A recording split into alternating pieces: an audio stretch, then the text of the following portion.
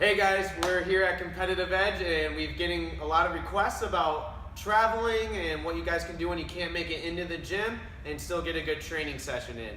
So we have designed a little workout here that anyone can do, and we're going to run you guys through it and talk about each exercise individually. First, you can start out with simple jumping jacks here. Put 15 to 20 of them. If you want to challenge yourself a little bit more, if you were a kid doing hopscotch, those ankles stronger. Yes. Next, after that, you guys can go into some air squats, so just squatting down. You want to get into a good deep squat. If you want to challenge yourself even more, you can get those hands overhead, which is going to force you to stay even more upright. And then from there, move on to alternating lunges. Make sure you keep that core nice and strong. Tap that knee. Make sure this knee is not going too far forward. You want to stay on that front heel. Push back hard. You can also add a twist in there. Makes it more fun.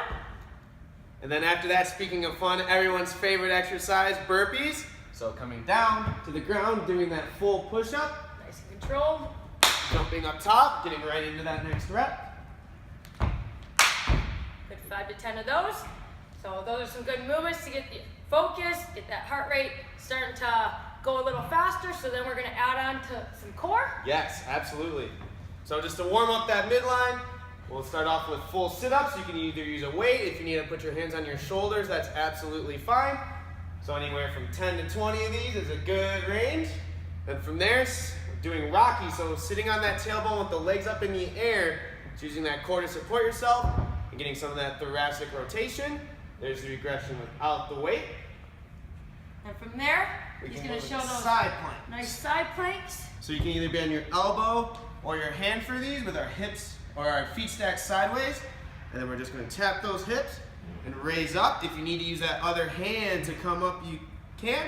And then the progression would be lifting that top leg and being on that hand.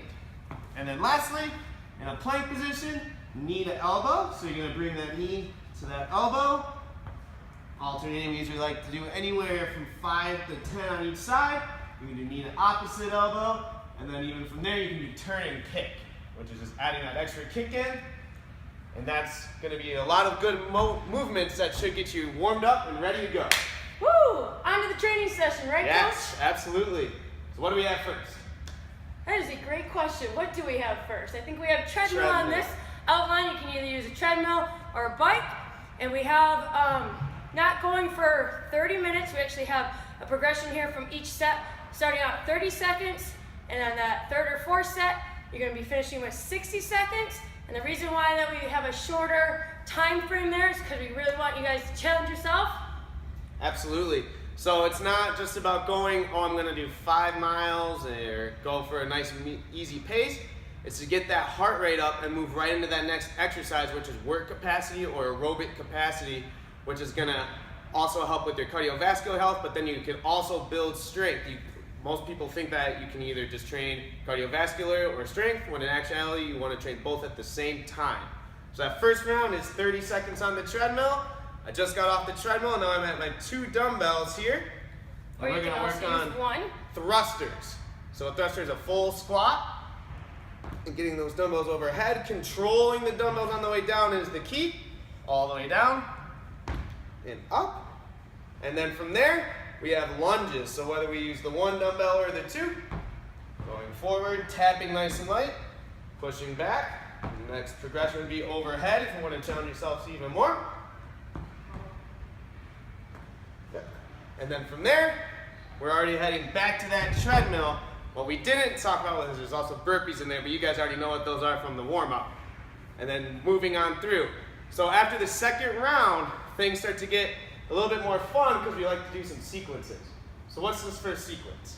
So instead of just doing 5 straight thrusters and 5 straight lunges, we like to intertwine things just to keep you thinking and staying focused, getting that nervous system a little bit more confused, especially if you're training for a sport that you love, if you're a weekend warrior. So we do 1 lunge, or 2 or 3, and then followed by thrusters.